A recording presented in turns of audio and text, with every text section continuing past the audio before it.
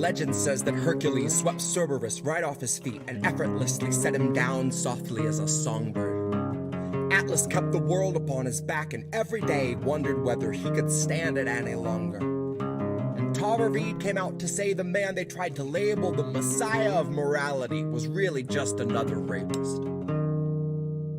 And I don't intend to hesitate when asked who was the stronger. Tara, like Assange, knew that carrying the truth would be the hardest labor.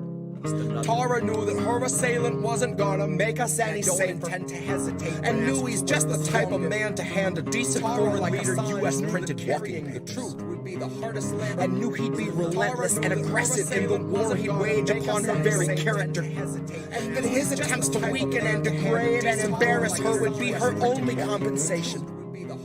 But I strongly doubt that anyone could ever have foreseen the stream of hate that came from quote-unquote progressives and the self-styled titans of survivor advocacy.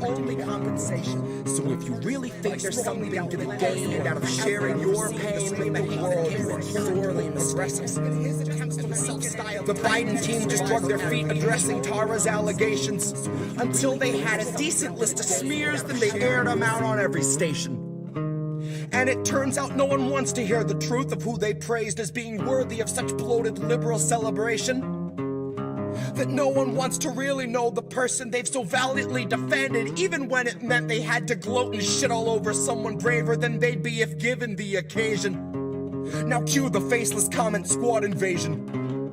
Cue those fuckers crawling out the woodwork to come analyze the way you wore your hair and what you wear. Like your appearance waives your rights, or that somehow you're the reason for your situation. Somehow they've decided you should bear responsibility for what such monstrous men insist on doing. Somehow they're deluded by the empty, hypocritical, and useless fucking platitudes that bastard keeps on spewing. And I think it's very telling that the best of their excuses when they try to come and justify our president's abuses is a hearty butt Trump. In which case I'll remind you that you never saw the news attempt to sell us Donald Trump like he was morally upstanding or a decent human.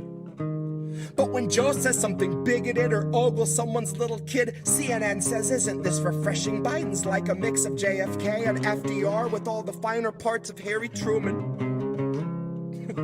Christ, I know that they don't think that we're the brightest, but at least pretend we got a couple lumens. Ask yourself if you have ever questioned what they fed you, or do you just shut your eyes and then consume it? And now ask yourself if you ate every one of Biden's lies under guise of harm reduction and the promise of a slight improvement. And now imagine long ago that Biden chose to show you who he really was by traumatizing you for his amusement. Now imagine that you watched him touch a Bible with those filthy hands, and then assume the power of the highest seat in all the land, of knowing your attacker wields a global coalition born of three-letter agencies who'll make a life's mission out of trying to discredit you through lies, damn lies, and collusion. Big tech is never gonna separate from our surveillance state. Fuck's sakes, they're just a breath away from total fusion. So there will come a time where even if you see the light, your voice will never reach the sky through all the bots and all the noise pollution. So trust us when we tell you that the masking of abuses is perhaps this country's oldest institution. And I know nothing nobler than facing it in honor of the truth when you know that the people holding power have been neutralizing truth since there was wet ink on the Constitution. So know that Tara's truth is something crucial to the movement.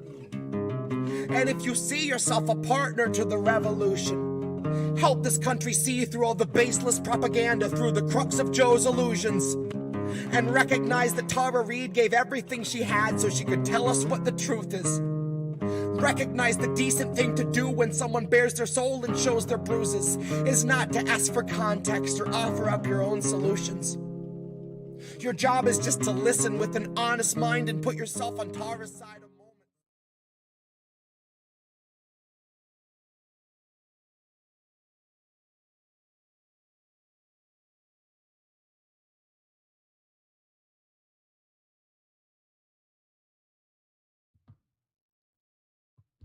Hi, everybody. It is Saturday night. It's Indy, and we are live. Yay, yay, yay. Hopefully everybody can hear me. Everybody can see me. This should look good, sound good. This is Friends of Indy Left, And I am, oh my God, super duper excited to talk to this guest tonight, who I have been admiring and watching from the moment he appeared on stage at a Bernie rally somewhere, God knows how long ago at this point.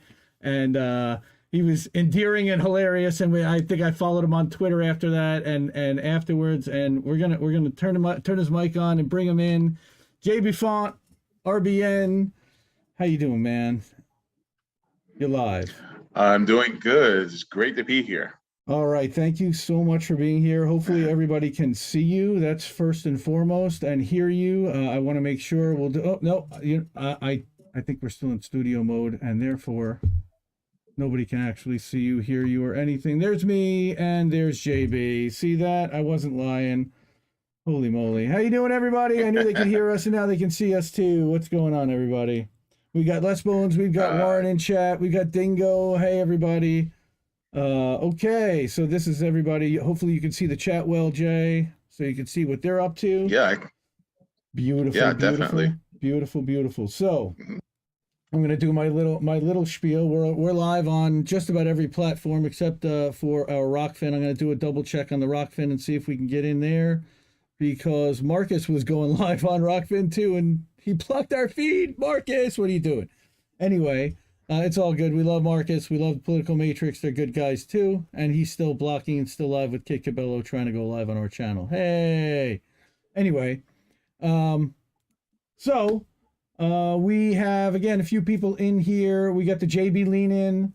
And I wanted to, again, say welcome everyone to Friends of Indie Left. Thank you so much for being here. I started this show at the beginning of this year as a way for all of us to learn a little bit more about the people whose work and analysis that we amplify regularly in Independent Left News, in Leftist.today, and in our Discord server, Independent Left GG, and with our Indie News Network family. And there's a reason why we include their content in our aggregator site, and we want you to see what we see. So this is being co-streamed to Indie News Network, all the INN channels. And our Friends of Indie Left also play well with all the other INN family members. And you can see, again, Uncle Warren's in the chat.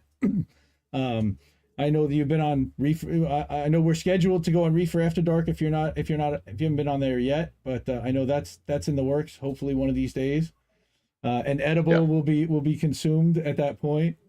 And again, So we're at episode 7, and this is Friends of Indie Left, and I am excited to sit down with, again, I'm going to give you a little nice intro. And it's really funny. I Googled the name James Fauntleroy today, and I did not know that there is a famous, producer, Hollywood entertainer by the name of James Fauntleroy. I'm like, wait a minute.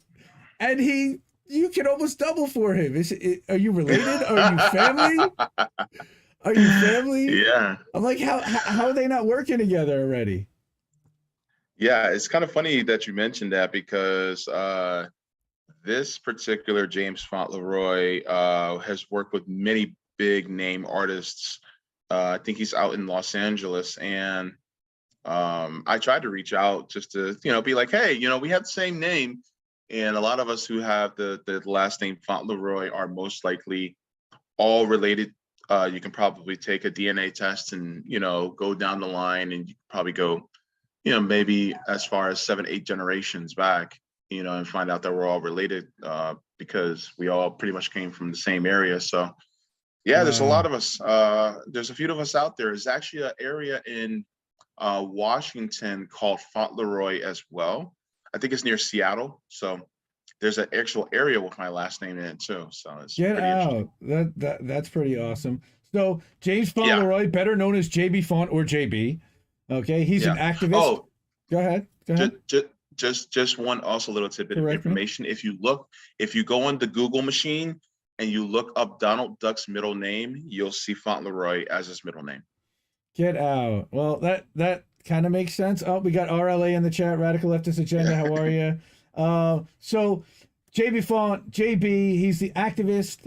He is a disability advocate, and he's the host of the JB Show on Revolutionary Blackout Network, as well as his own podcast live stream at the Jay Befaunt channel, which, by the way, just hit 1,000 subscribers on YouTube. Congratulations. We're so happy and proud of you for that.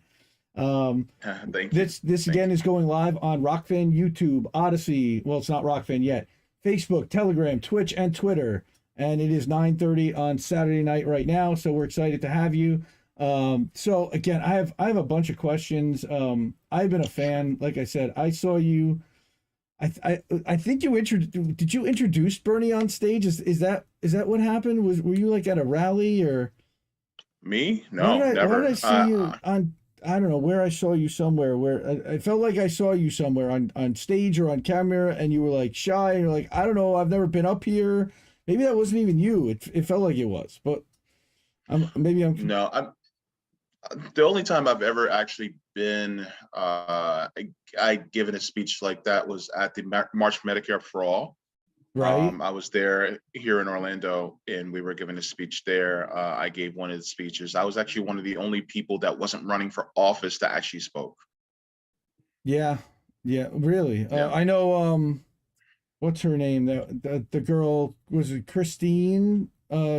She was Christine Olivio. Olivio. She was there. And didn't Meg was there too. I was actually, I brought up the picture today. You were on the cover of Common Dreams, man. That was awesome. You had like a full Yeah. page, full picture of, it was your picture credited at Jay Befaunt. That's awesome. Yeah. I've never had anything make it into Common Dreams, so that was super impressive. Yeah, it's pretty cool. So how did you like decide? When did you decide to turn on a camera, and start streaming and podcasting, and how did you kind of find RBN? I kind of want to hear like the origin story of how did we end up here having this conversation? I love asking everybody that question, just see where it goes. Well, it was in a galaxy far, far away, a long, long time ago. I was in Studio 54 having a dirty martini, and Rick James came up to. No, I'm just kidding. Oh man, I wish it started off like that, but it's kind of interesting. So I've had this channel for quite some time, but I didn't really do much of anything with it until last year. Mm-hmm. And then I started to put little clips here and there about my political opinions, things like that. And the time when I really dove into this, truly meant to dive into this, was in late October, early November of last year. And I already had a few people who were, subscribed, but it was just like people just in passing, like, oh, this tiny little channel where he did a couple quirky things and that's it. And that was it. But it's interesting that you asked that question, because there's two people who really inspired me. Inspired, but also encouraged me to create my channel. Is former FHL/RBN member Jackie and Sabby Sabs. They were the ones that encouraged me to create my own channel. And they were very, they were behind me the 100%. And I finally decided, you know what? I just need to do it. Because I wanted something of my own, but at the same time, I also wanted to cast a wider net as far as the independent left space goes, because not everyone is going to want to, and I kind of use the term loosely, subscribe to different people, because they may have different personalities that they may like, they may want to get their information from or their commentary from. So I figured maybe some people would like to hear from somebody like me, and I figured because of the type of background that I have, one of basically being within a hair's breadth of poverty, being also queer and being disabled, maybe, just maybe, that somebody would want to hear what I have to say, and they would feel heard. So that's one of the reasons why also that I also created my channel. And also I just wanted to, there's a lot of people within this space, BreadTube, There's a lot of people who are in this space who they have their sense of urgency is contingent upon certain factors happening to them. But those factors aren't necessarily tied to housing security, food insecurity. They're not necessarily tied to some of these more pressing things because they tend to be a little bit higher up on, the class scale. And so it's not as big of an urgent thing for them as, say, somebody like myself. So I think that's part of one of the reasons why that I also felt kind of a need, because and plus, well, look at me, I'm Black, so that also covers another base. So so it's just there's not a lot of people who reflect me in this space, so I felt might as well jump. I've been with RBN for 9 months, 10 months by that time. Well, 8 or 9 months by that time. No, my math's horrible. 6 months. Duh. By that time. So I figured I got enough training, so I think I can start on my own. Well, you guys launched like April 1st of last year, right? Yes, we did. And I you're one of the 3 founders, correct? Or no, it was Rome and Jay and Nick, correct? Or you were one of them too, right? You were right there. Well, the idea came from them, and the first group was Nick, CJ, Rome, myself, Jackie, and RJ. Right. So yeah, that we were the first people who started. At the time, it was called FHL, Fred Hampton Leftist, but we since changed the name to Revolutionary Blackout Network. Yep. So again, I've been a follower and a fan and an amplifier pretty much since the day you guys launched. I thought it was fantastic to have that voice, and you guys, like I said, have pretty much brought the words mutual aid, in my opinion, back to a mainstream point on the left, to a place where people had not really been talking about it to the level that, and you guys burst on the scene pretty quickly. I'll tell you that we were running the U.S. Solutions Summit. I was the event director for it last year, and people were like, you guys should invite RBN, at that time FHL. I'm like, I would love to, but I don't even know who they are, what they are yet. I think they're doing some great things. And now I regret, of course, not getting you guys involved earlier and realizing how much we were going to grow together. But I just didn't know at the time. But you were so new, and I saw what you guys were doing. I just love it. I've loved it from day one. Thank you. Thank you. I've seen the evolution, how you added people, how there was struggle and there was conflict, and you guys worked through it. I think you came through stronger in the end. I think that there's still love for all of the former members that are there, which I think, is a great thing as well. And I agree with Jackie and Sabby, and I was probably also one of the people encouraging you to have your own channel, because that's actually, what happened with FHL and RBN in October inspired, in a way, INN, Indie News Network, because I saw what happened and I said, they have it like just perfect. The way that everybody's independent, but the thing is that now Meg and RJ left, and they had to pretty much rebuild their channels from scratch. So it was that everybody should have their own channel and their own presence and their own audience that you're bringing to the network, and it changes things a little bit, and it gives you the flexibility to be more independent and to have more of a voice in the network. So and when we put INN together, I wanted to make sure that people did not have a huge following and a huge presence, so nobody was going to have the ego or big time. We're all small, we're all starting out, we're all missing something, and we're all here to help amplify and lift each other. And I think that that's what you guys do so well, and the way that you work together. The roundtables certainly inspired what we do with our roundtable streams. And again, it's really funny when Nick said that he wanted to do a summit back in November. You know, he announced it. He was on stream with CJ, and he goes, you know, I think I want to do a summit around around solutions and around jobs and around maybe a general show. I'm like, we've been organizing, we've been doing something like that. We put out something like that just 4 months ago. I want to help, I want to be involved. So was so happy to be able to be involved with the General Strike Summit. And you guys again are leading the way as far as putting on events like that. Even you had a disability section in the summit, as well as you did your own disability stream, right? Yeah, I've done the disability panel back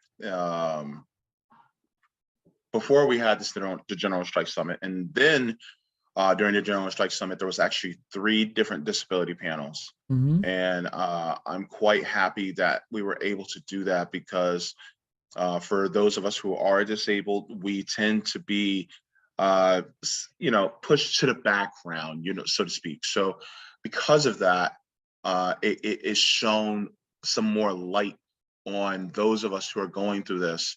And so I was actually, I was privileged to be able to do it. Yeah.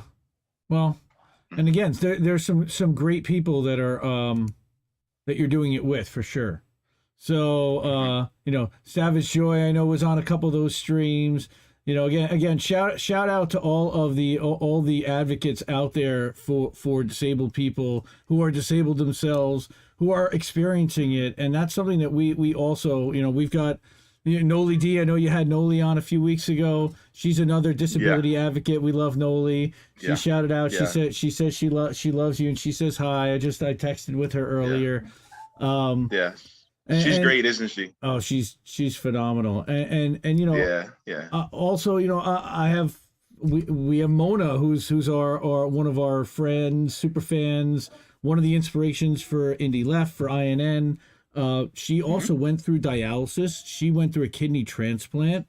And so I have a lot of, kind of direct feel for what you're experiencing and what your specific direct issues on a daily basis and on a weekly basis, having to dedicate the time to go and get treatments and get the dialysis.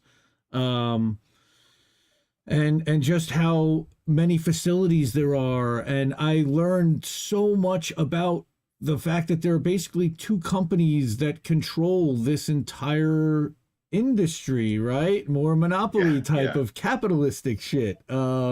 It's fascinating to think about the kind of, and again, and then the services that are available in this country for poor people, the way that they jack you on the fees and on little things, and then on having to get transportation wise just to be able to get to and from to get to your treatment. So at least some people are listening, I'll tell you right now, and you and the other advocates have certainly been reaching some of us out there, and I want to tell you that live. I think that from some of the comments and the responses and the tweets you get, that it does have impact on people daily, but I certainly want to, it's had impact on my conversation, on my thought process, in the workplace when I'm considering things, when I'm thinking about it. Again, I want to give a big shout out. Savage Joy this week started a new job, and she's doing the job, and she's kind of bumping around because and everyone knows about her disability,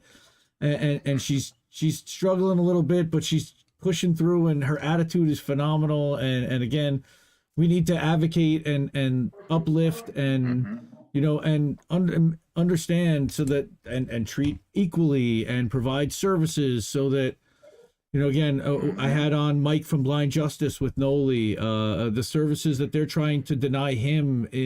It's gross how the people who we should be taking care of the most are the ones who have to fight and struggle the hardest to get help, to get voice, to get anything. It's again, so your advocacy has turned others into an advocate in more ways than one. Again, so again, this is Friends of Indie Left. This is not coming at our friends here. I definitely want to talk to you and shower you with some of the love that the community feels for you. That again, I just fucking adore you, man. You're an unbelievable Oh, person. thank you.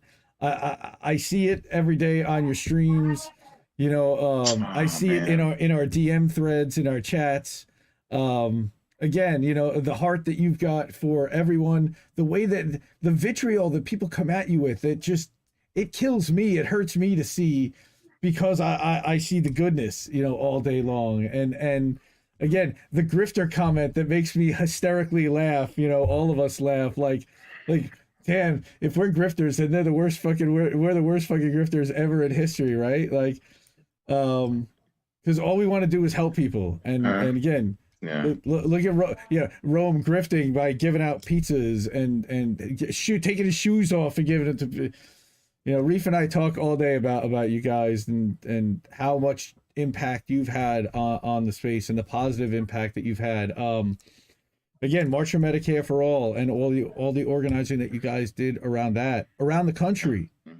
Yeah. Which Savage Joy was a huge part of in Mhm. organizing that. And I am deeply appreciative of what people like Savage Joy and Sharif have done, and helping to organize that and to include us in it. You have people from whole Washington also involved.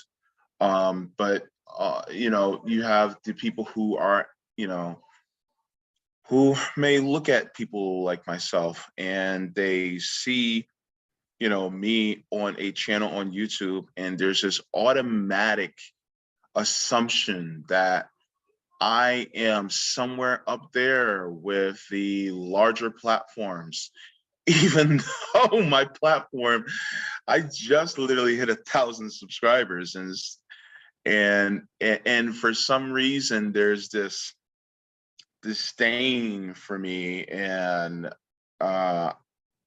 I don't really understand, because if they truly knew what I was going through, they would, I don't know if some of them would even want to, you know, confess to what I confessed to on camera, about being basically, basically around the poverty line and having to deal with being, having a chronic illness and things like that. So it's just, I understand that everybody has a human experience and everybody's going through that experience. But if people try to be more empathetic and more kind to see what people are going through, and even just ask a question, like, what are you really going through? I think that it could be just a little bit better. Because I know a lot of them, they go through a lot. And I would hate to see them go through that. And I think one of the things that I try to, it's to the best of my ability. I know I'm not perfect, but I try to do is to look at them from a standpoint, well, what are you going through? Some of them are going through a lot, and sometimes it may be that they are angry and they need to take their anger out on something or someone, and it may not be done in the most productive way. Because tearing people down, what good does that do for you? I mean, we are the left, and what do we pride ourselves on?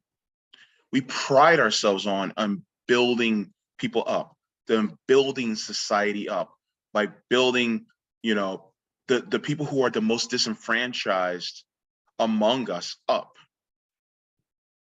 But sometimes we fall into that pit, that capitalistic pit, where we want to make someone seem worse. I mean, they want to make someone seem that they're someone bad that has this ulterior motive that is there just to scam or grift you, and I I literally had it yesterday from somebody who was tweeting, and they were basically calling me a grifter, and they were basically saying that I that I'm a secret white winger, and I'm just like, really? Yeah. Because so many right wingers want Medicare crazy. for all. Yeah, right wingers want Medicare for all. Right wingers want criminal justice and want to blow up the entire justice for the entire criminal justice system, which is completely racist and structured against black people. Yeah. I mean, it's paying attention to that whole horseshoe. Oh yeah, well, paying attention to that whole valley of horseshoe theory, which is completely baseless, and thinking that, you know, because I'm a socialist, then automatically I have to be in league with the right, instead of me having my own mind. And then they want to mention me with a couple of other more prominent YouTubers, thinking that I get my ideas from them. It's silly, you know, and I have my own mind, and I come to my own conclusions based on what I look at. Well, see, the funny thing is anyone that actually called you that, we know that they've never actually watched your streams. Because anyone that watched you either on RBN or on your channel knows, you know, what you're all about for sure. You know, look at the guests who you have on, the conversations that you have, the things that you advocate for. I laugh when people call us, you know, right wing, because anything they don't believe in is right wing. You know, like Reap is saying right now, these pants make us look right wing for sure. 100%. Yeah, we definitely look right wing in those pants. It's just funny. But there's a lot of vitriol, and you know, I want to, you know, I told you I want to play an experiment where some of the tweets where you're getting some hate, I'm going to try to put them out as Indie Left, and let's see if it's because it's JB or if it's because it's the messaging. I have a feeling that a lot of it is personal against JB, and why there's no more of a lovable teddy bear dude that I've ever seen in my life. Like, dude, I want to squeeze those cheeks all day long, every day. Right? That's what he said. Right? What's up, dude? Don't get me started. Don't you get me in trouble, Indy. Don't you get me in trouble. We're not going to start with that stuff right there. But we needed a little bit of a JB lean in, and we needed to get some laughing out. But again, you ask and you shall receive, baby. We go through a lot. We go through a lot of serious crap, you know, and we need family, and we need people to lift us up. And again, I'm happy to make sure that there is a whole group of us. You know, again, we're all like-minded, and that we've connected. You know, I think that 2.5-3 years ago, we were so disconnected in so many ways. Discord and Twitter and the Bernie campaign brought us all together in a way, like, and now it fragmented a ton of people, but it also separated who's who and who's real in the last 2 years. Because look, if you're still fighting for that dude after the last 2 years, we know, like, we know you're not really fighting. You know, we know that you're fighting to maintain the status quo and give it the veneer that you're actually doing something. You know, you know, but you guys have gotten in the streets. Okay, and you showed like what actual activism is. It's not tweeting, right? Yeah. Well, I mean, yeah, but at the same time, it technically is tweeting too. And here's why: because how in the hell do you expect to get people together if you don't communicate with them? The thing is, a lot of times people will say, "Well, you guys are tweeting." And it's like, yeah, but at the same time, isn't this also planting seeds to people who may not have considered some of these things before? So it's more that it's that using that also as a tool in order to activate people into doing more, either for their community or for their society that they live in. So, and then on top of it, it's a domino effect, which means that you activate others, which can push for more meaningful change. So I don't necessarily downplay tweeting, right, as much, you know, as maybe especially some liberals will be like, who's, you know, shut up and stop tweeting and get out in the streets. It's like, well, I mean, we can do both. Mm-hmm. No, that's the thing. You don't just tweet. You don't just tweet. You're also out in the streets, and that's what I love. Well, it's you back it up, you know. And I think. Well, I'm trying to get out a little bit more. I'm not out as much as I would like to be. Part of it's because of being disabled, and so I have my limitations. But I mean, I'm being coached by people like Rome, into getting out there. I also have to give a shout out to Afeni, Oh, because Afeni's a yeah. real one, and she has also taught me, people like her and Glory Jones, and you know, um, Shout out Glory. my Happy goodness, and graduation, Comrade Misty. Glory. Comrade Misty. Yeah, happy Yep. graduation, Glory. One of my favorite. Yep. You're naming literally my favorite people. And actually, Misty Yep, and Afeni have both been on Friends of Indie Left already. There's only been 8, yep. but they are among who I Mhm. consider to be my closest friends for sure. Okay, now Yeah, we yeah. finally. All right, we got access. Good. Now we're going live with Rockfin. It's going to pick us up. What's up, Nice. Rockfin? Hey, okay. So now we're live on Rockfin too. Um, yeah, so shout out to Afeni, shout out to Misty. Mhm. Yep, they actually organize, they get Yeah, people out there, they get in the streets, and yeah, they get a megaphone in their hands, and they get loud, and I love them for that. yeah, You know, yeah.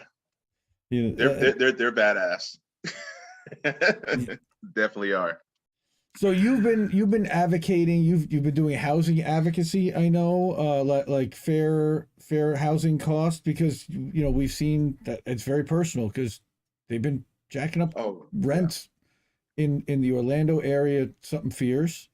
And Oh, yeah. how I don't even know, is this a local government thing?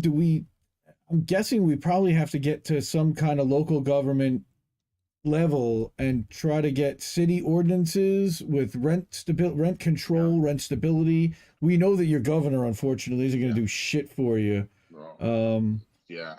and federally they're going to just slap a band-aid on it and then give pork to the corporation. So how I don't know what the answer is. How do we fix this? And Yeah. oof, it's God. It is a seemingly daunting task, but like one person said, the journey of 1,000 miles begins with one step. And so I look at people like, for instance, he's in Rockfin a lot, and I see him a lot on Sabby Sabs, commenting. Roger Meadows, shout out to you, Roger Meadows. Shout out to Roger Always talking Meadows. about, yeah, always talking about ballot initiatives, and there could be a way to try to curtail that, especially in the state of Florida. Uh, if you It is considered illegal to have rent control on apartments that have a monthly rent greater than $1,200. But here's the problem: most apartments in Central Florida are now hitting $1,200 Right. and up. So, uh, you know, ballot initiatives probably can help with that, which I need to look more into. But also, I'm looking at people like Shama Sawant in Seattle, Mm. uh, council person Shama Sawant, who has done phenomenal work with trying to establish rent control in Seattle. So, I mean, if we are trying to do something on the local level, look at the model, of what Shama Sawant has been doing, and try to see if you can try to copy that model. And also, Shama Sawant is, an independent, So as Love far her. as trying to work within the independent or third party route, you can also definitely do that on the ground. Because even though there's a lot of us who look at electoral politics as a fool's errand, especially within the duopoly, it could still be a benefit if you focus on local and you try to go either independent or third party to take over those city council seats in the city government, and maybe even state legislator and things like that, so that you can affect the local area. Because you don't, like, my motto always is leave the world better than you found it, but you don't have to change somebody's entire world just to make it better. You don't have to change the entire world to make it better. You can change somebody's world, and it could be just a few of your neighbors that you can help get rent control for. So there's different opportunities like that. So I You mean, know, again, like start off small and just chip it away. to me, mutual aid to me is defined as help the person next to you who needs help. And again, that's Yeah. something that you guys basically not, I wouldn't say taught me, but kind of reminded me of exactly what we're all here for. And Yeah. doing podcasts and doing all this stuff is great, but we're here to help the people that are watching, that are in chat, Hmm. Yeah. that are struggling daily. And Hmm. again, you guys give way more than you take in. I see that on a regular basis. We do the same. It's all about giving back and having enough for ourselves to live, but really the rest of it just goes right back into supporting everybody else because we're all in this together. I mean, and I think that again, you guys are just doing amazing stuff when it comes to that. So you got General Strike Summit, Disability Summit. You launched your own YouTube channel. I wanted to ask you who some of your favorite or most impressive guests have been, both on FHL, Oh. RBN, and as well as on your own Oh. channel. Because I know you've had some pretty impressive ones. I know you had the legend himself. You got to talk to Dr. West. So he's got to be up Yeah. there. He would have to be up there just to sit and that's like going to church right there. Yeah. Yeah. Dr. Cornell West was a really great guest to have. Deeply inspiring, and I honestly felt an imposter syndrome because the intellectual capabilities of someone like him, and I can't doubt, I cannot stress this enough, the intellectual capabilities of Nick. So it felt like I kind of felt like I kind of felt like a Padawan. Here's my nerdy side coming out. It felt like a Padawan in the Jedi Temple, and I was looking at a high-ranking Jedi Knight, which is Nick, and then I was looking at a Jedi Master, kind of like Like that. Yoda. Yeah, he's the Yoda. Yeah, He's a Yoda for yeah. sure.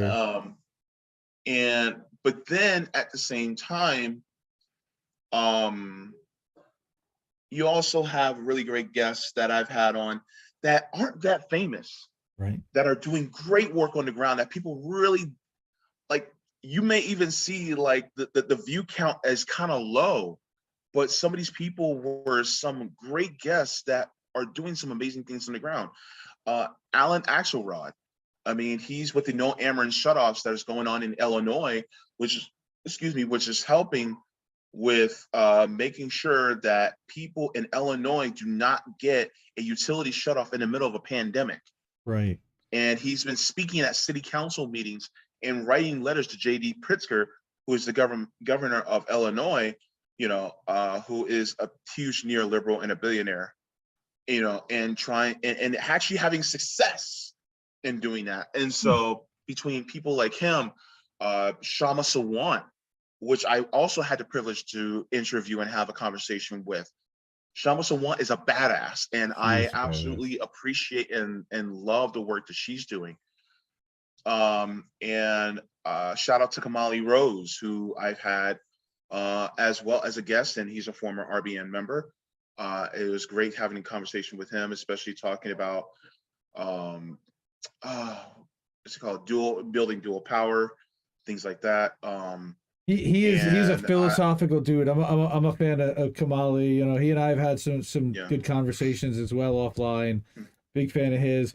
Shama Sawant, total badass. How do we get Yeah. more Shama Sawants on city councils? Because look at how much trouble one Shama Sawant that actually advocates for the stuff that we want to have. It's like, could you imagine? Yeah. If they actually did what we wanted them to do and what they said they were going to do in Congress, if there had been 8 Shama Sawants in there actually being a thorn in Nancy's side, man. But that's the thing, though, I Indy. know I you mean, can't get in there and do that. Shama Sawant is a unicorn, and the thing is you can find a few more, but I don't want us to get in this headspace that just because we see somebody like Shama Sawant, that she's going to be the rule rather than the exception. Because what really drives politicians to do what we want? That drive typically comes from direct action. If you look at all the successes that we've had, the social as well as economic successes, it was due to direct action being that strong arm that forces politicians, even if they don't want to do what we want them to do, because there was this reverence of fear of the people that drove them to do what we wanted them to do. For instance, we literally got a racist to sign the Voting Rights Act and the Civil Rights Act. We literally got a racist to do it. Yep. And so if we can force someone like LBJ to actually do it, then imagine what we could do with Joe Biden if we truly strong arm our way into saying, no, you're going to do this. If not, be afraid, be very afraid. And so, yeah, but the thing is that comes with having massive direct action power on the ground. The problem is that has been cut and shade and stabbed with 1,000 cuts over the decades, because they know that is what gets things done. And so they said, oh, all you need to do is just vote harder, just put in more progressives, and then you'll finally get what you want.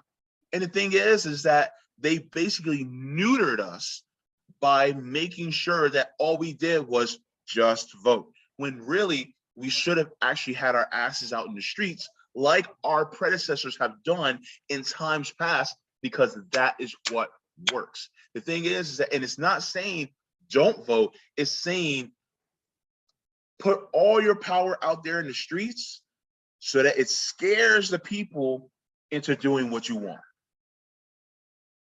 That's basically it. Yep. And Liu Kang is saying in chat, it would require a significant amount of black voters opting out of the DNC in 2022 and threatening to do so in 2024, wouldn't it? And paired with direct that's actions. Why we have 100%. Yeah, that's why we have RBN. RBN exists for one of these sole purposes. You know, and look, might I remind, you know, a lot of people, and even I was pretty skeptical of what Ice Cube was saying, you know, when he was talking about a contract with the black community. And the thing is, he said, we're not gonna, you know, vote for any one of y'all if you guys do not agree and carry out these demands that we need for our community. And really, truth be told, he was right for that. The thing is that you got a lot of people, particularly liberals, particularly black liberals, let's be real, who were shaming him because they had this Donald Trump derangement syndrome, and then they're saying, well, we don't want Donald Trump to stay. And the thing is, people don't realize that instead of having red Trump, you guys got blue Trump. All day, man. And so it's like, what's the difference?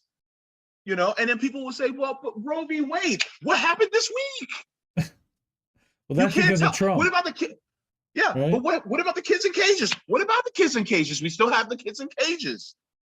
You know, what about Muslim ban? We still have Muslim ban. What about, you know, what about the virus? I want to make sure I don't say it directly because you know, I know we're on Rockfin, but monetization okay. And all that. But you know, what about that? And it's like, well, wasn't Joe Biden and Kamala Harris the same people who were like, oh, well, you know, we're going to hold off on taking the jab because it's under Donald Trump. We're going to hold off. And yet nothing changed with any of the formulas for the jab at all. You know, it never went to a completely different company. It was all the same, except for now you have a new administration. And now suddenly it's okay. And so you have these, you know, people who talk about, oh, well, you know, as if Donald Trump is the greatest evil. And it's like, all of them pretty much are, because if you look at Donald Trump and you look at Joe Biden, they're both men of about the same age, and they were raised at the same, you know, type of era with the same type of values.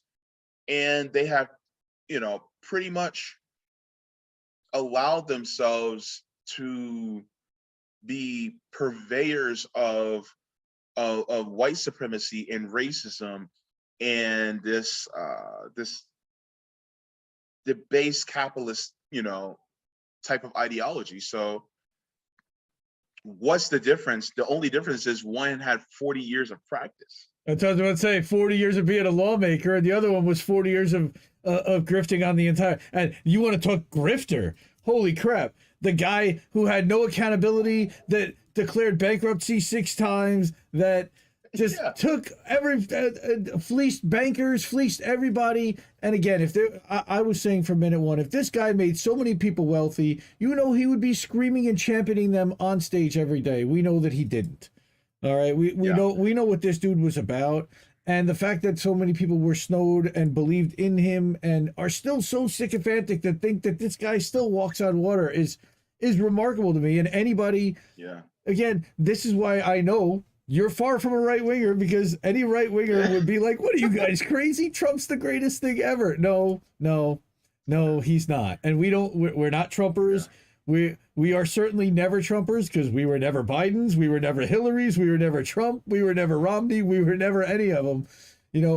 I would go back, the last Democrat that I was even, we were pro Bernie, but even we realized Bernie isn't going to do what we need Bernie to do ever. And he's almost 80 years old. That time has passed.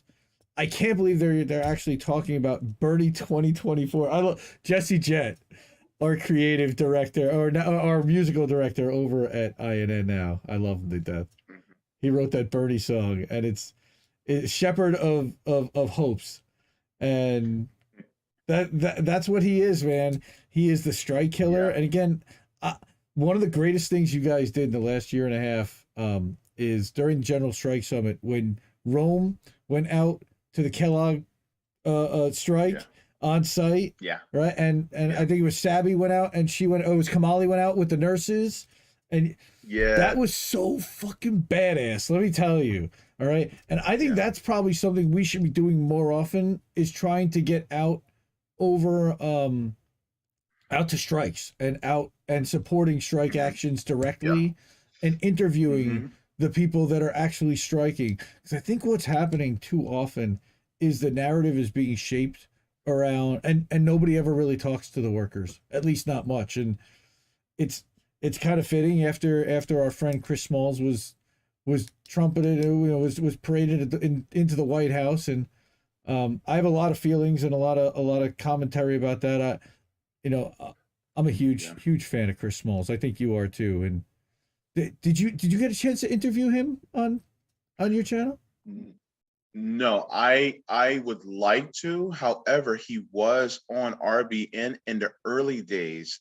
He actually did an interview with RJ, actually talking about the Amazon unionization. Right. So we have a history with Chris Smalls. He actually, the stream that he did with RJ is over a year old now.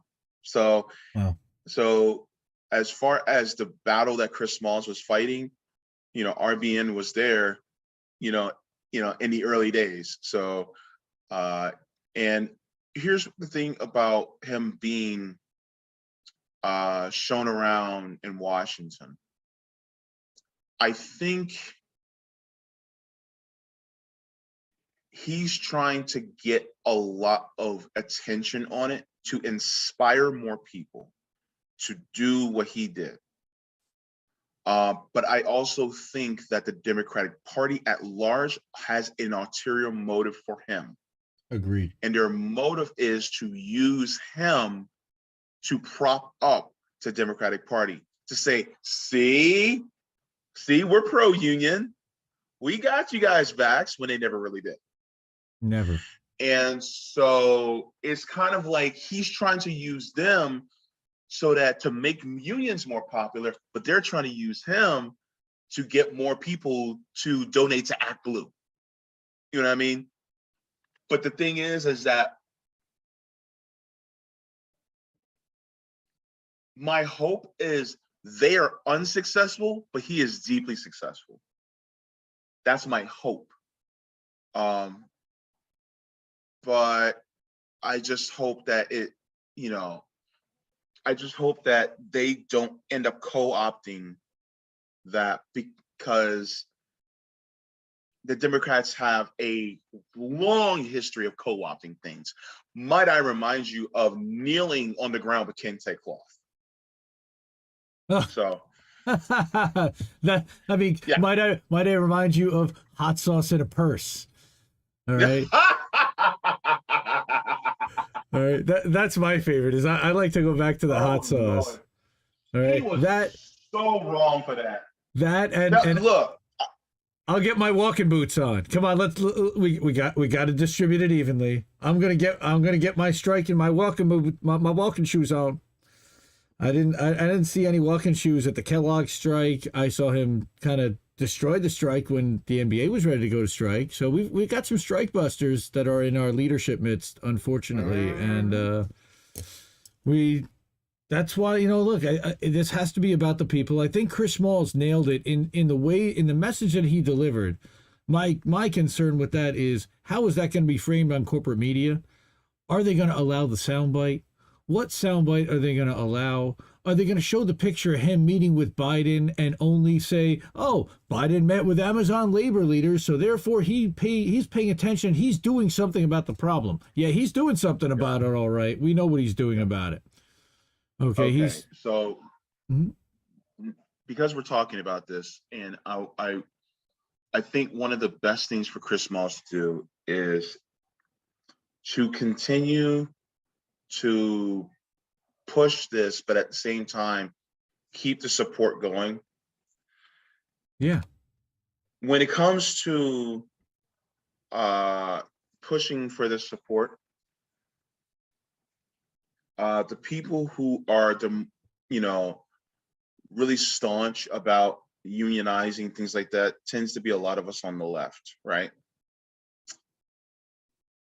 Do not forget those of us who are smaller channels who you've spoken with before.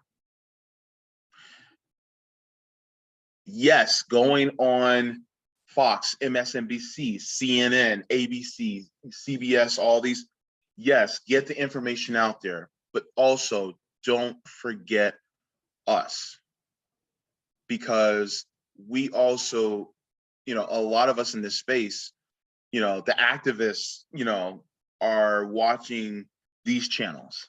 The activists are consuming this content. And so don't forget about us, because the thing is that we were in your corner before the big wigs were in your corner. And they're still not. They're still not. They never will be. It's just, he's a spectacle to them. And while you can use that to your advantage, which I agree, using it to your advantage, look, if MSNBC calls and they want to have you on, go. Great. Do it. And then make them look like fools while you're live, right? But at the same time, make sure to come back and talk to us, so that, we know that there's still solidarity and community with us, and then we can keep pushing in that direction. Well, it's communication. Because for some of us, we need you to communicate and tell us what message we need to be sharing with the workers.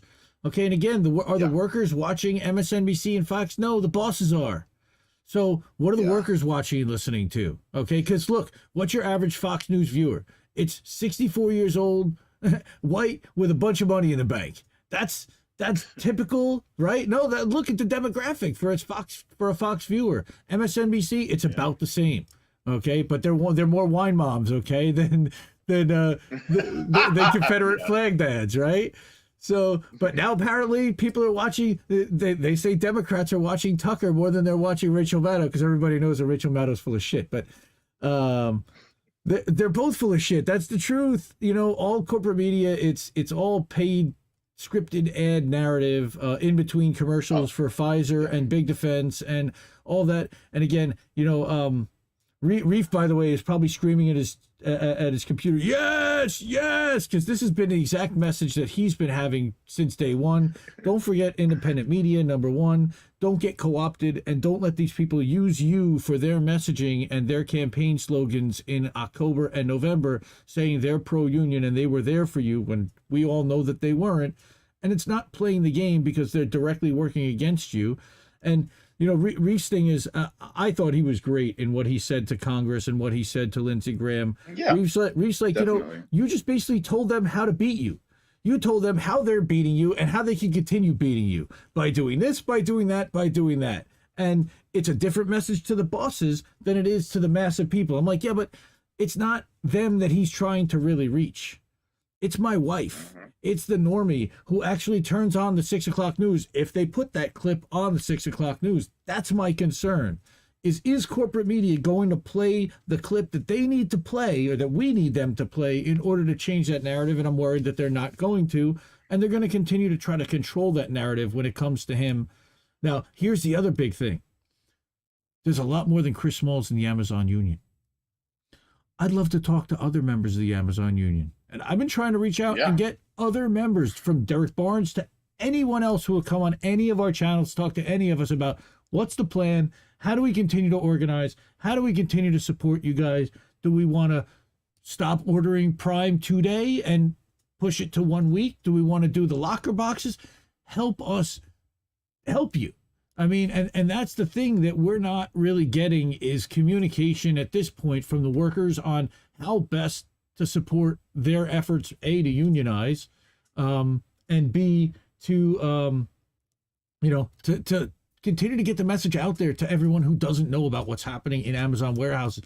I mean, the amount of people I've talked to that are stunned, just stunned at the treatment that some of these Amazon employees are going through when they listen to Chris talk about it, and they, you know, and they hear about how these guys got arrested outside the facility bringing pizza to to these guys. And again, shout out to Jordan Status Quo for covering that live. And again, we got to get more of the press. We got to get more cameras out there. And he said 100 facilities have contacted him about unionizing. Talk to us. Let us help you. How are you helping to organize 100 facilities nationwide? We want to.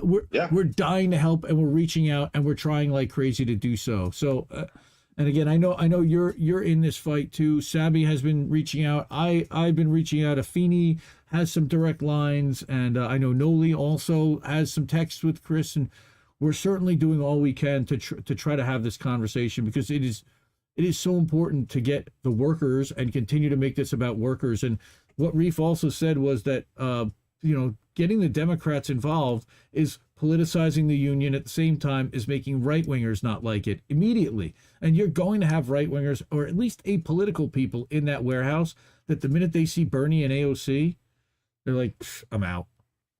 This is bullshit. This is a Democratic Party op. And that's my concern. Yeah. And, Chris even said to Lindsey Graham, this has to be about workers. And I'm glad he's keeping it focused there. I hope they allow him to keep it focused there. Now, eat the rich gear. Mm-hmm. I don't know what kind of message that sends either.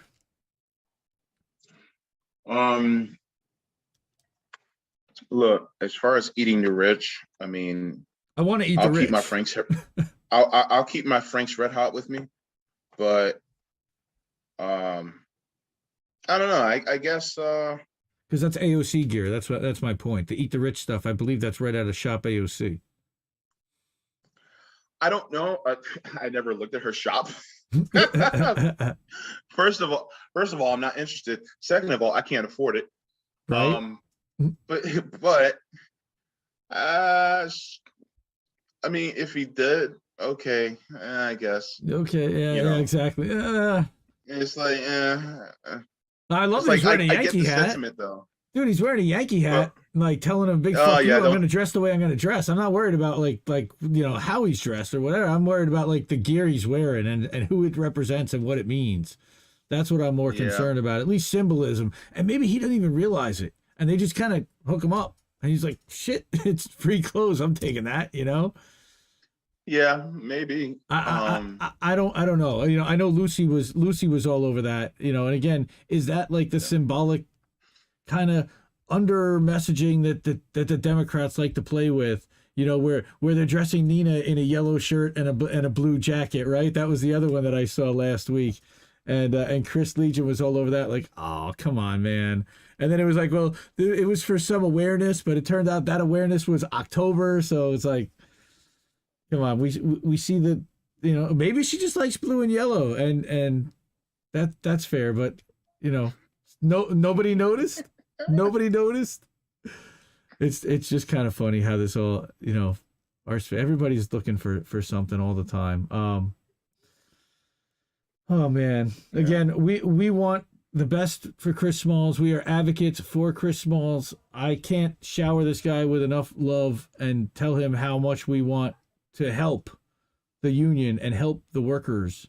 And I think Jay is of that sentiment as well.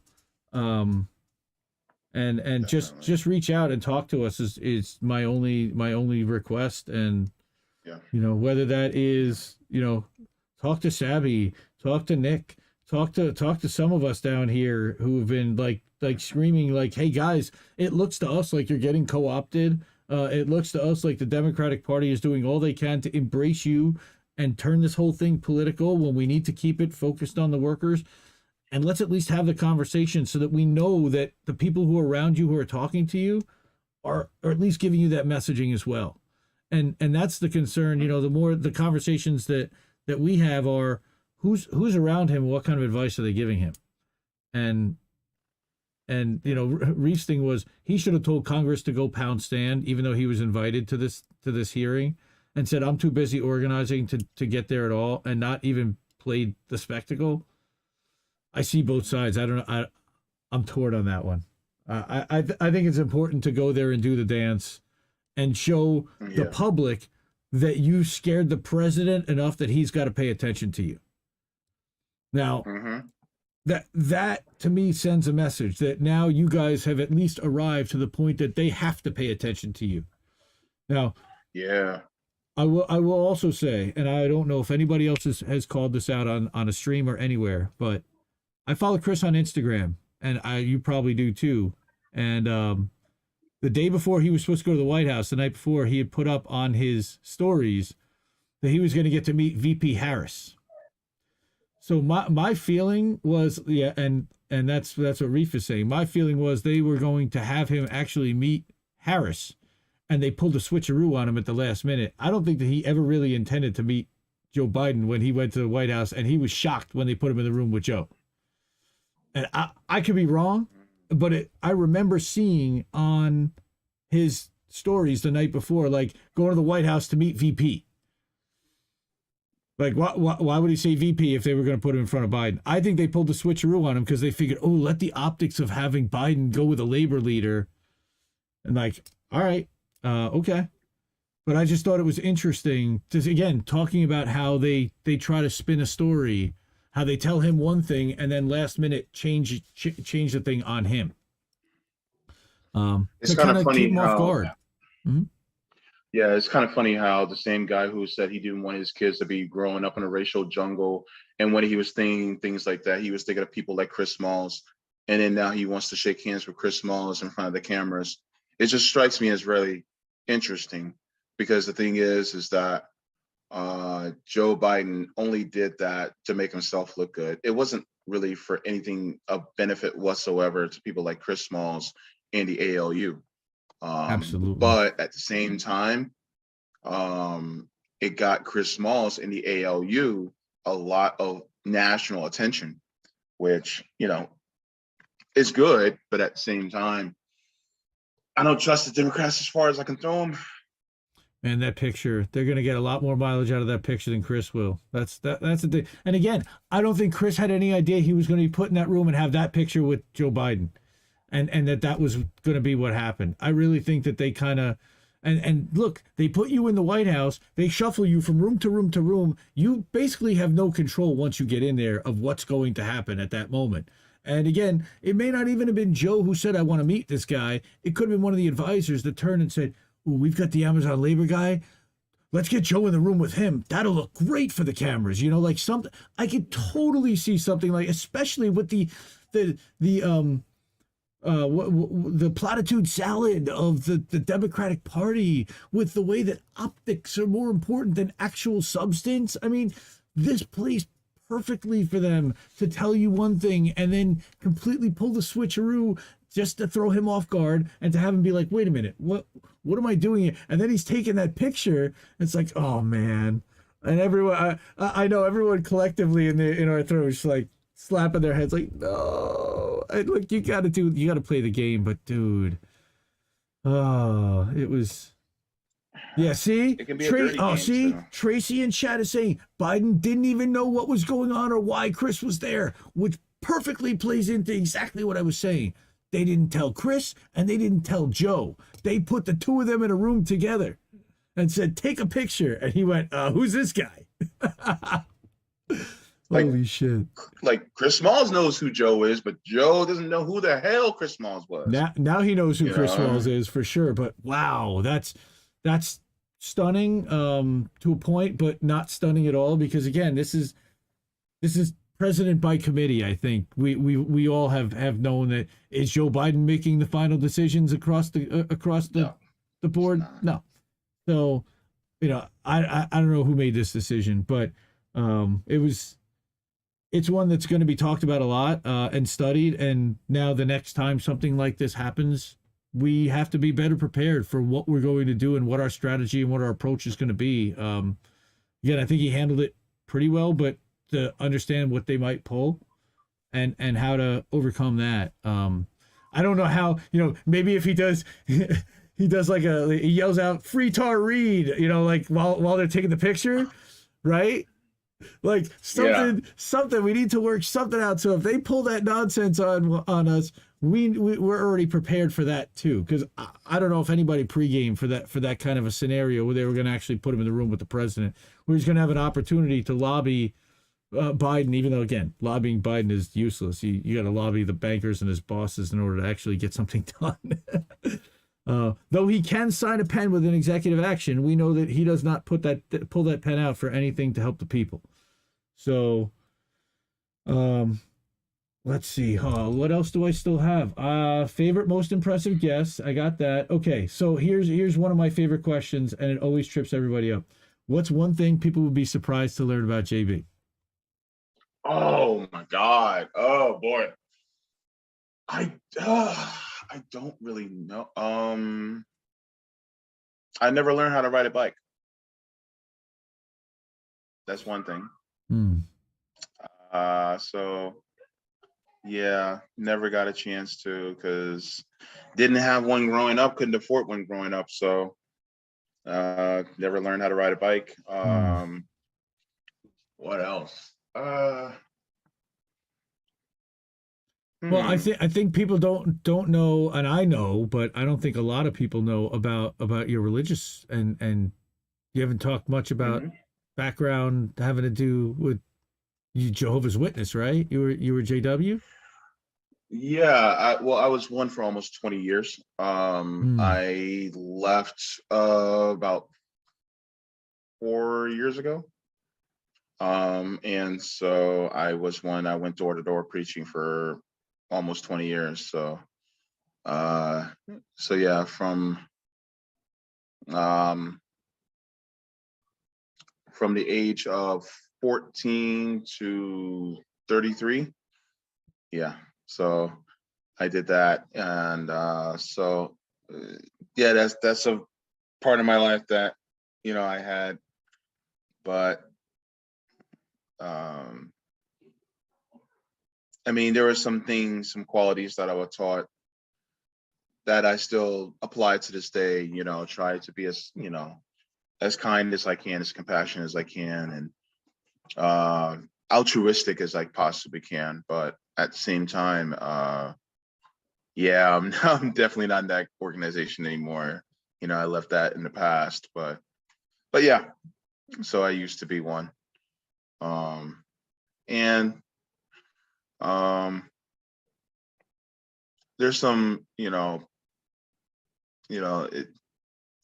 there's some definitely loving people who I've encountered in my years there that I'll always consider, close to my heart. So, yeah. Is that something that your family was a member, was part of that church before, and you came to, or you found it like through school or friends or an organization? I'm just I don't know how much you want to talk. It doesn't seem like you want to talk about much. I'm just fascinated a little bit by it. Again, I Yeah. see how it shaped you in a lot of ways. And you know, you're very introspective, and I definitely have seen that from JWs in the past, you know, people who I've encountered. And again, it's just, Yeah.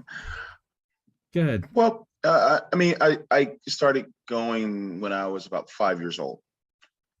And so from the ages of 5 until I was 14, you know, I was associated with them, and, you know, throughout, you know, them in the congregations. And then at the age of 14, I decided to become one. And so that was back in 99.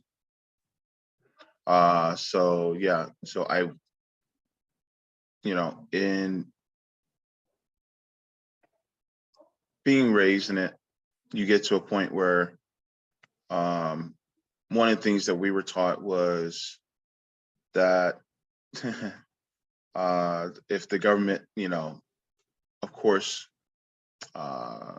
they believe in Jesus. So if they said if the government, you know, did what they did to Jesus, that means they can do the same thing to you. So we were always skeptical of government, period.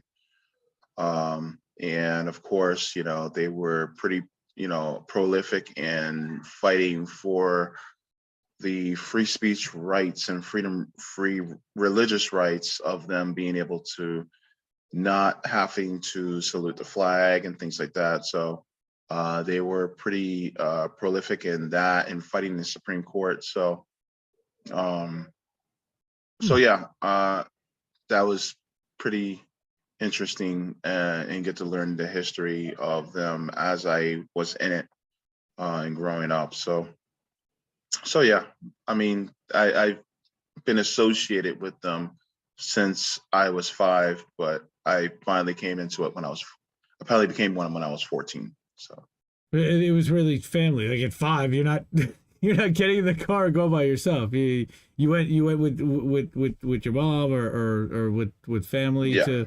Nice. Okay. yeah, And are they still yeah. members of that too, or? One family member still won. The rest are not. Hmm, So hmm. yeah. Okay, Reefer saying, "Holy shit, we're gonna get JB a bike with training wheels, the pimpin' banana seat, and everything." All right, we got to hook a brother up, right? Yeah. Y'all gonna have to get me one of them big wide seats, because you are not putting all Oh, this dude, on a banana seat. Trust and believe. that that's great. And we have you have an admirer who's a fan and friend of mine.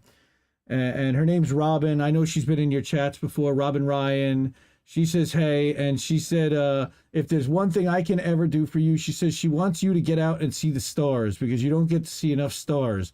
So at some point, we've got to figure out a way to get JB out to the country. And Reef said, look, man, if we can figure out a way to get JB a ride, Reef's over in Tallahassee. He's not that far from you. So Yeah. if we can figure out a way to get you over, he's like, man, there's stars everywhere, and dude, there's a bed, there's a place for JB to chill anytime. He can even go live right here, and we can do a one-on-one interview. So we definitely want to be That would able be to hook cool. that up. But yeah, so not riding a bike. Yeah, we definitely want to. We'll get you the training wheels. We'll pimp it out. We'll get the streamers off the side and everything. I love it. Oh, there you go. Give me the big wheel. Nice. Darlene says to start out on a trike, like one of those Can-Am Spider things. Those things are badass. Yeah, Let me tell you. Right? Oh, you know what? That's one of the things I've always wanted to do. Like, as far as motorized bikes are concerned, I always wanted to get on a trike. I would love to be able to do one of those, take it, you know, out to the coast, you know, Right. ride it along the beach. You know, I think that'd be something that's pretty really cool. And it looks like it'd be very relaxing, just chill. So that's something that I've actually always wanted to do too. So Cool, cool. All right. Got the So, wind in my hair, you know. dude, that would be hilarious to watch you ride again. Riding on bikes is pretty cool. I have not ridden a bike in years.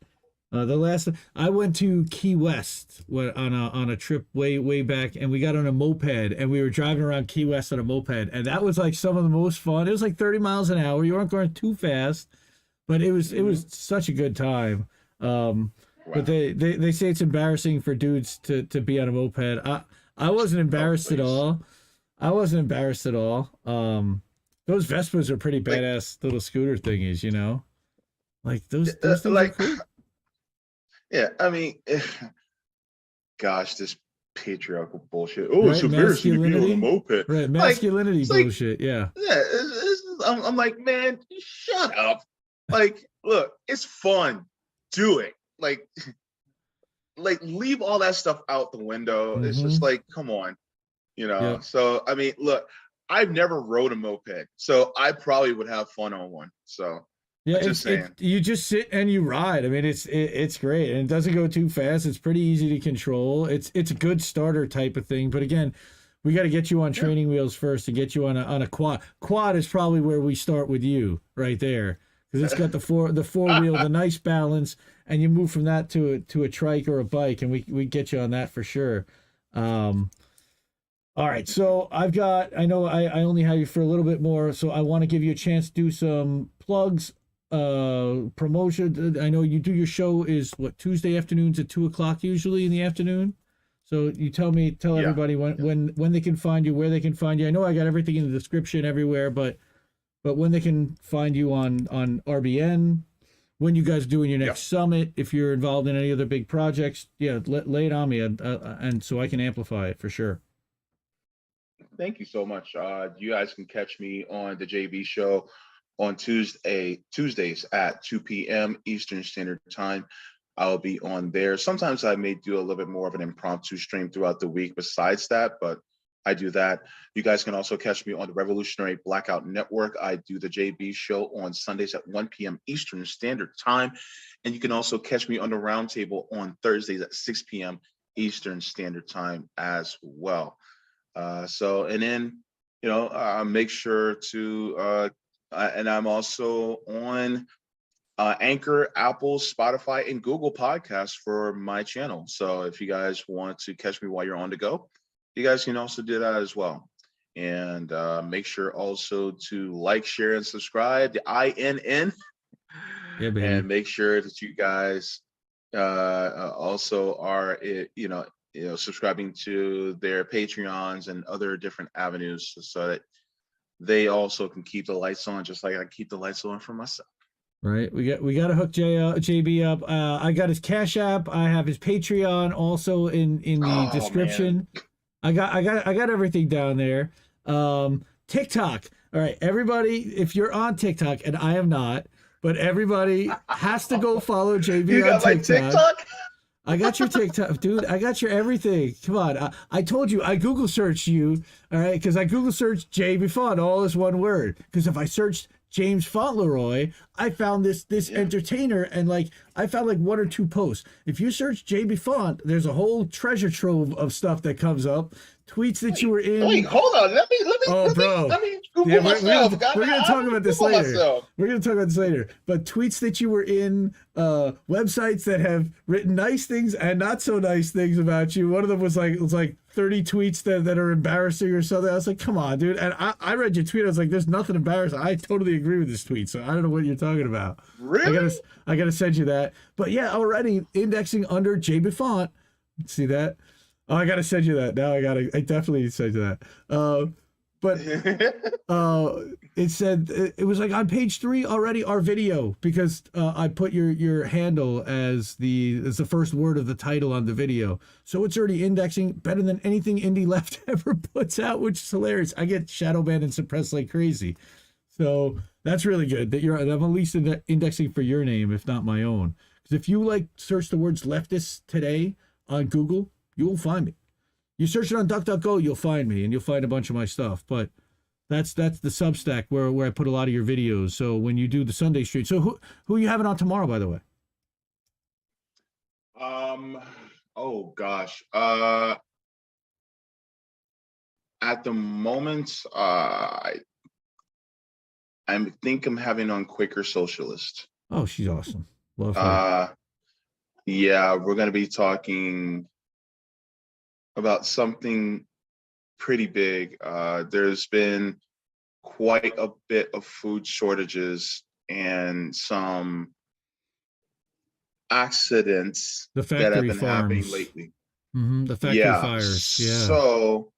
Yeah. So I think that's something that needs to be talked about because capitalism is a son of a gun. So we want to talk about why, these things are happening suddenly now, Right. while, the economy is basically crippled because of a pandemic.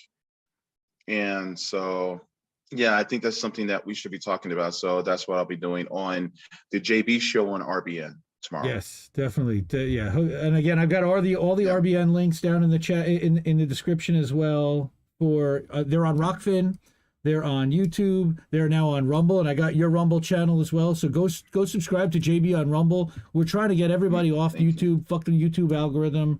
They steal money from content creators. They've stolen money from Franco. They've stolen money from the Convo Couch. They've stolen money from so many creators in our space, and I can't stand that we have to rely on them for amplification. But little by little, as we build our channels on Rockfin, hopefully one of these days we can basically use YouTube as the two-minute commercial. Hey, we're going live. Everybody get over to Rockfin, and we're going to go live over there because we want to game this algorithm and use them to build our audience and not give them the full content that they can then use and monetize against us later on. And how many times just this week RBN had a video taken down, right? Your post inauguration stream, or no, there was the State of the Union. Your post State of the Union stream got taken down, right? I think Rome said they took that down from either his channel or RBN. So you guys were experiencing censorship. Channel, I can't remember, but yeah, we've had some videos taken down. Mm-hmm. So yeah, again, it's pretty bad. I mean, support them on these other platforms. Yeah, we're on for RBN. We are also on Rockfin. I think we just got on Rumble. I think we're just getting on Rumble. We're on Twitch. We also are on Facebook too. So yep. And what about Odyssey? I wanted to ask you about Odyssey, because Odyssey, by the way, will back up your YouTube channel automatically. It won't do the live streams, but if you upload videos to your channel, it will back up the videos, and you have the ability to live stream to Odyssey. And you've got enough subscribers where they'll do it for free for you automatically. I think we're working on that one right now at the moment, but I don't think we're on Odyssey as of yet. So we're still trying to expand. We just got on Callin. Nice. So we're doing that now. So, we're taking it step by step, but yeah, we're working on expanding that as well. I've got a referral link for you for Odyssey. I think we both get hooked up with a couple free tokens. And nice. Then Telegram is the other one where I've seen a lot of people moving towards Telegram, especially in our space, as people are getting deplatformed or censored off of Twitter specifically.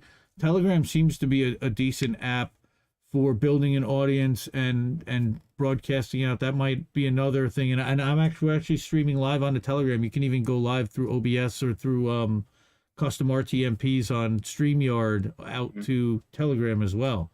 So that might be something else for RBN to look at as another way to expand, and even you for your channels as well. That's something I'm certainly able to talk to you about, help you with, and support as far as getting going. Cool. Like, for example, I know the Bank Sisters, we love Courtney Keisha, shout out to them. The Camp Dada that they're doing, everybody go check that out, and follow them on Twitter and learn more about that event.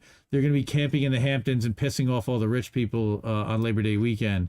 So love those girls. So we got them going on Rockfin. It was like, how do we do this and mechanisms? So that's one of the things that between Reef and I, we got a lot of the technical stuff kind of worked out. We're pooling resources at INN to try to help all the streamers and give them advice and platform stuff and support whatever we can do. But dude, this has been awesome. It flew by like I knew it would. I definitely, this won't be the last time we talk. And I love you. I love you to death. I only wish the best for you.